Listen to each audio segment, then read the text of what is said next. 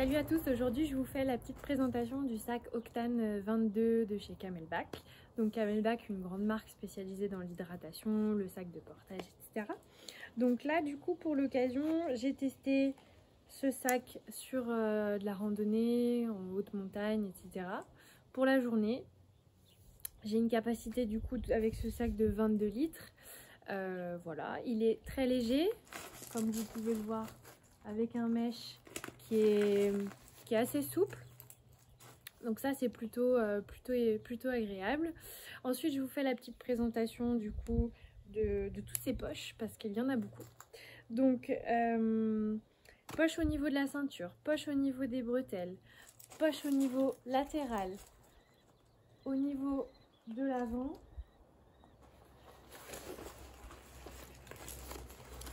filet extérieur, une poche à glissière vraiment intégrale, donc ce qui permet d'avoir une bonne ouverture, facile d'accès.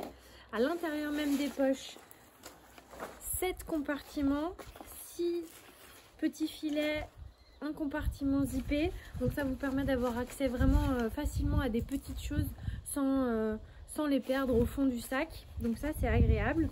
Et la dernière poche qui permet de ranger la poche à eau.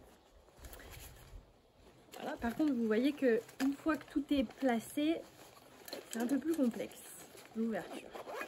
Là, et la poche à eau que j'ouvre ici. Voilà. Donc la poche à eau qui est très agréable parce que facile d'accès. Ensuite,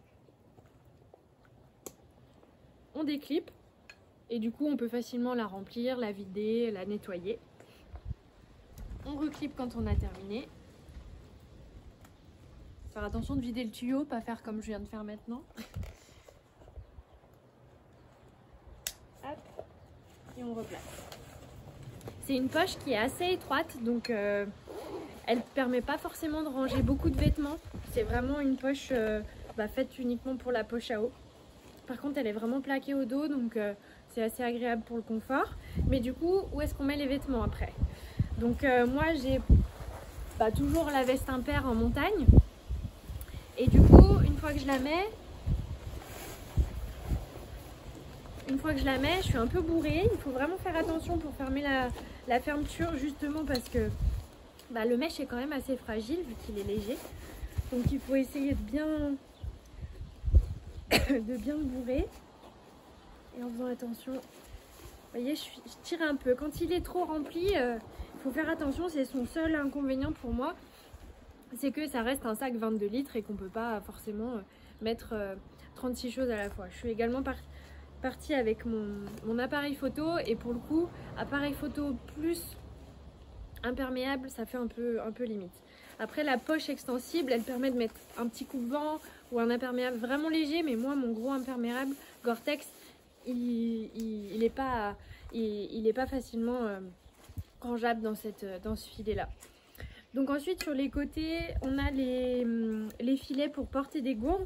Donc vous voyez qu'avec avec tout ça je voulais vous montrer, bien sûr je pars pas avec tout ça comme mais je voulais vous montrer un petit peu tout ce qu'on peut faire avec comme hydratation. Donc la poche de 2 litres, les 2 flasques ici de 500 ml, plus 2 gourdes de 1 litre, je pense que ça va, vous pouvez partir tranquille.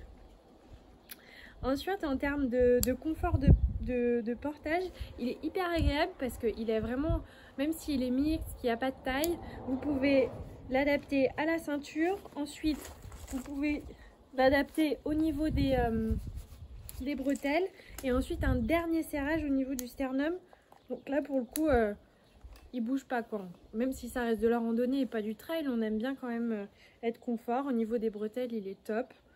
Donc voilà. Le petit accessoire pour glisser le tuyau pour pas qu'il se balade, donc ça c'est cool aussi.